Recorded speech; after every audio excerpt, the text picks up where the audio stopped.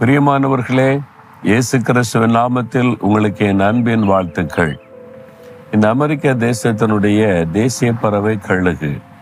அதனால் அங்கங்கே இந்த மாதிரி கழுகு சிலைகளை செய்து வைத்து அதை ஞாபகப்படுத்தி கொண்டே இருக்கிறாங்க. நாமும் ஒரு வேறு வசனத்தை ஞாபகப்படுத்திக்கிட்டே இருக்கணும். அந்த வசனத்தை தான் கர்த்தர் இன்றைக்கு உங்களுக்கு தருகிறார். ஏசாயா 40:31 கர்த்தருக்கு காத்திருக்கிறவர்களோ புது பலன் அடைந்து கழுகுகளைப் போல செட்டைகளை அடித்து எழும்புவார்கள். நீங்க பலனை இழந்து போன நிலைமையில காணப்படுறீங்க. ஆவிக்குரிய வாழ்க்கையில, சரீரத்துல, சமுதாயத்துல உங்களுடைய பலனை இழந்து சோர்ந்து போன நிலைமையில இன்றைக்கு இந்த வார்த்தை கேட்டுக்கொண்டிருக்கலாம். நீங்க ஒரு புது பலனை பெற்றுக்கொள்ள போறீங்க. ஆண்டவர் உங்களுக்கு ஒரு புது பலனை இன்றைக்கு தந்து உங்களை பலப்படுத்தி கழுகுகளை போல எழுந்து பறக்கும்படி கர்த்தர் உங்களை ஆசீர்வதிக்க போகிறார். அதனால தான் உங்களோடு பேசுகிறார். இந்த கழுகினுடைய ஆயுசு காலம் 70 வருஷம்னு சொல்றாங்க. ஆனால் 40 வருஷம் ஆன உடனே அது கொஞ்சம் பலவீனப்பட்டு அதனுடைய நகங்கள் தான் அதுக்கு ரொம்ப வல்லமை உள்ளது. அது பலவீனப்பட்டுருமா, அழகு பலவீனப்பட்டுருமா, அதனுடைய ரெக்கை அடித்து எழும்புகிற காரியத்தில் பலவீனப்பட்ட உடனே அது ஒரு 150 நாட்கள் தன்னை தனிமைப்படுத்தி கொண்டு ஒரு உயரமான இடத்துல போய் தனிமையாக இருக்குமா. கிட்டத்தட்ட 40 நாட்கள் கழித்து அதனுடைய ரெக்கைகள் அதனுடைய இதெல்லாம் உதிர்ந்து விடும். அந்த பழைய பலவீனப்பட்ட அழகெல்லாம் உடைத்து விடும்.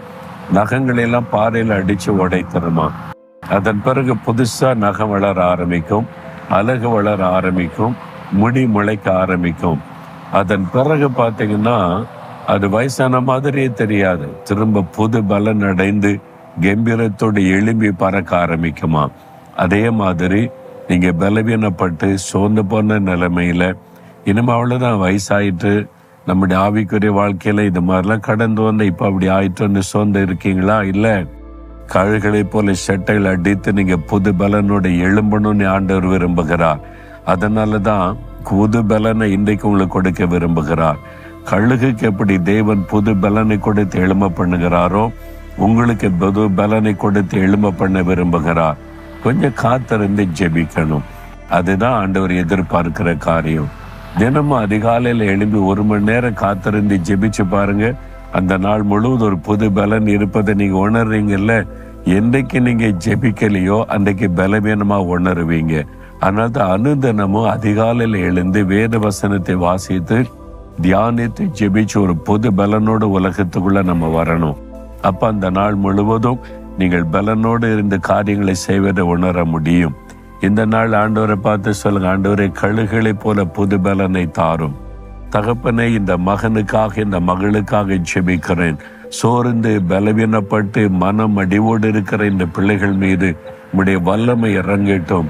கழுகுகளை போல புது பலன் அடைந்து செட்டைகள் அடித்து எழும்பும்படியாய் புது பலனை உம்முடைய பிள்ளைகளுக்கு தாரும். இன்றைக்கு ஒரு புது பலனோடு காரியத்தை நடப்பிக்க அற்புதம் செய்யும். இயேசுவின் நாமத்தில் ஜெபிக்கிறேன் பிதாவே. ஆமேன், ஆமேன்.